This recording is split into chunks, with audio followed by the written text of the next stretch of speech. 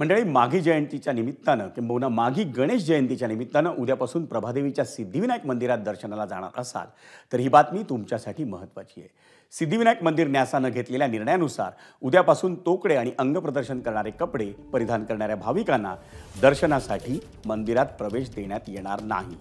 सिद्धिविनायक मंदिराचं पावित्र्य राखण्यासाठी मंदिर न्यासानं नुकतीच नवी नियमावली जारी केली आहे। महत्त्वाचं म्हणजे हा नियम फक्त महिलांसाठी नाही तर पुरुषांनाही शॉर्ट्स किंवा तत्सम कपडे परिधान करून मंदिरात प्रवेश करता येणार नाही।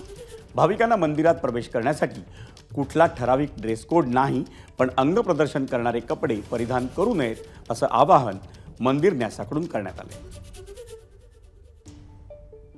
प्रभादेवीच्या श्री सिद्धिविनायक मंदिरामध्ये माघी उत्सवाला सुरुवात झालेली आहे आणि माघी उत्सवाला सुरुवात झालेली असताना माघी गणेश जयंतीच्या दिवशीपासून 1 फेब्रुवारीपासून एक कडक नियमावली या न्यासकडून जारी करण्यात आलेली आहे आणि ठिकठिकाणी आपण अशा प्रकारचे बोर्ड बघतोय, ज्यामध्ये जर तुम्ही तोकडे कपडे घातलेले असतील, मग पुरुषांनी शॉर्ट्स घातलेले असतील, महिलांनी छोटे कपडे किंवा तोकडे कपडे घातलेले असतील तर त्यांना आतमध्ये म्हणजे मंदिराच्या या मुख्य गाभाऱ्यामध्ये प्रवेश मिळणार नाहीये।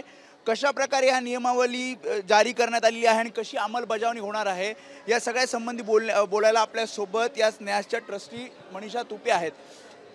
जसं मी म्हणतोय की ड्रेस कोड असणार आहे, खरंच असा ड्रेस कोड आहे आणि जो कोणी मंदिरात येईल त्यांनी कसा पेहराव ठेवायचा आहे? सर्वप्रथम तर मला तुमच्या माध्यमातून सर्व मीडिया चॅनल्सला आवर्जून सांगायचं आहे की मंदिरामध्ये येण्यासाठी कोणताही ड्रेस कोड नसतो। मंदिराने त्या दिवशी प्रेस कॉन्फरन्समध्ये हे सांगितलेलं आहे की आम्हाला बऱ्याच भाविकांच्या तक्रारी येत होत्या, सूचना येत होत्या, तर जो कोणी भक्तगण येईल त्याने कुठेही अंगप्रदर्शन होईल, त्यामध्ये तोकडे कपडे असतील, ज्या कपड्यांमुळे समोरच्या व्यक्तीला संकोच निर्माण होईल, लज्जा मनामध्ये निर्माण होईल, असे कपडे भाविकांनी परिधान करून मंदिरामध्ये प्रवेश करू नये अशी आम्ही सर्व भाविकांना विनंती केलेली आहे। एबीपी माझा, उघडा डोळे बघा नीट।